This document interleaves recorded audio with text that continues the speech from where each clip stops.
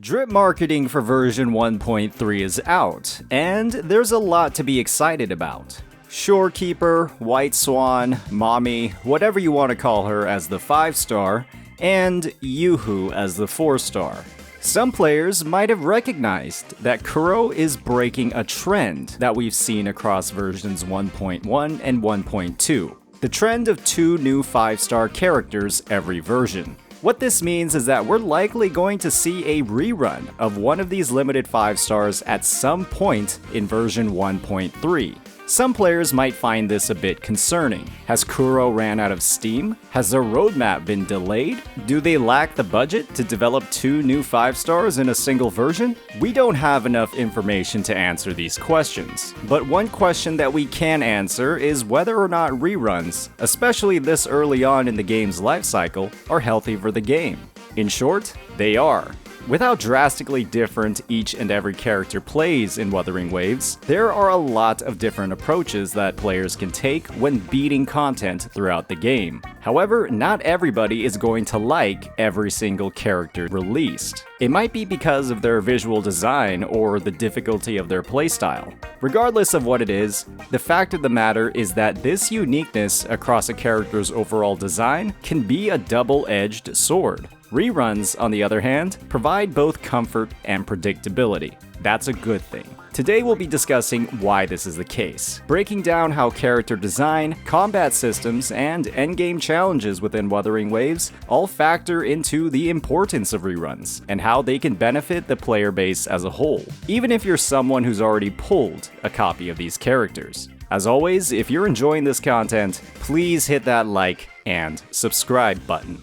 It's no lie at all to say that some Wuthering Waves characters are a lot simpler than others. It would be ridiculous for me to say that characters like Jian or Jin Si have the same level of mechanical complexity as characters like Yin Lin and Chang Li. What is true, however, is that successful, long-lasting gacha games keep accessibility top of mind if they want to sustain and, most importantly, grow their player base. If every single character in Wuthering Waves had the same level of complexity as Chang Li, it would very likely not be as successful of a game. Even if her kit design appeals to you personally, there is a sizable portion of the player base that is, for simplicity's sake, not that good at the game.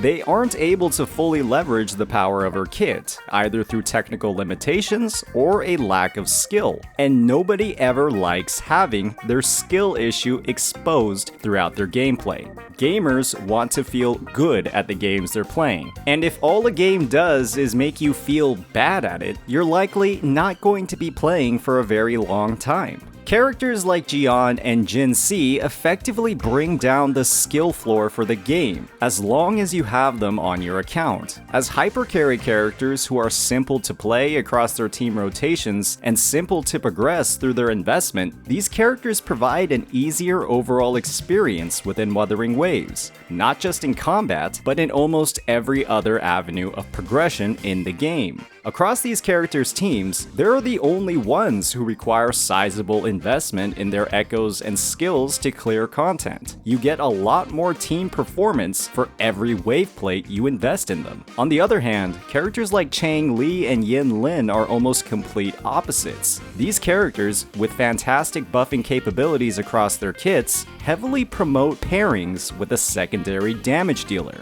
This secondary damage dealer needs their own set of echoes, upgraded skills, and weapons for their team to thrive, and that is a very expensive RNG-fueled endeavor. And when you pull for these characters and want to slot them on their best teams, you have to do it twice. What this ultimately means is that some limited characters are just a lot more expensive than others, and I'm not talking about pulls. Couple this with more mechanically intensive gameplay, and you end up in a situation where players, especially new players, aren't incentivized to pull on some of these limited banners. What these early reruns do is provide players opportunities to access these lower budget, less complex characters again. For the average player who doesn't dedicate as much time to the gear grind or mastery of intricate combat mechanics, these characters are an absolute godsend, and allows them to clear content hand a lot easier than others, while also, perhaps most importantly, letting them feel good at the game. If Kuro went ahead and released several mechanically intensive, teammate-dependent characters in a row with no space for reruns of these simpler characters, that would alienate a huge portion of the player base. However, reruns aren't great just for new players or players that don't own these characters. They're also fantastic for existing owners.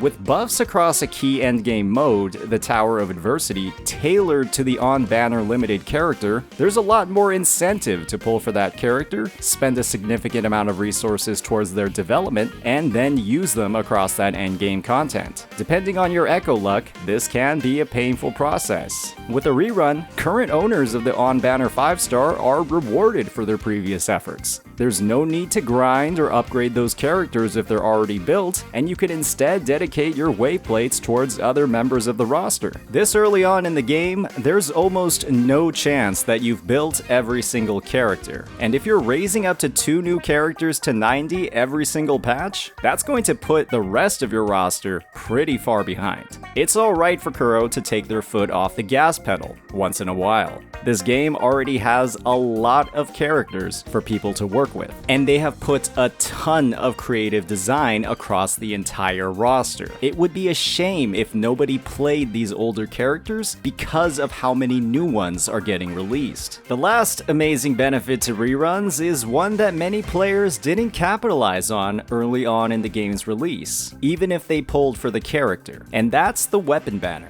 I, along with many others, didn't pull for some of the early limited weapons. Scarred from horrifying experiences on these weapon banners given prior experiences in the genre, the ones in Wuthering Waves are actually an amazing deal, with being fully guaranteed, accompanied by the best base stats in the game, and completely shareable across endgame content. This would give Day 1 players an opportunity to correct some of those early mistakes. Some of these weapons can be literally account-changing. Overall, a rerun is a change of pace, but the depth and uniqueness of every new character in Wuthering Waves means that this change of pace isn't necessarily a problem. I'm going to enjoy the potential downtime in gearing new characters to make room for some of the older members of my roster. Hopefully, this overview was helpful in highlighting why early reruns aren't that bad at all, and how 1.3 might be a better player experience than you might think. As always, if you enjoyed this content, please hit that like and subscribe button. Peace out.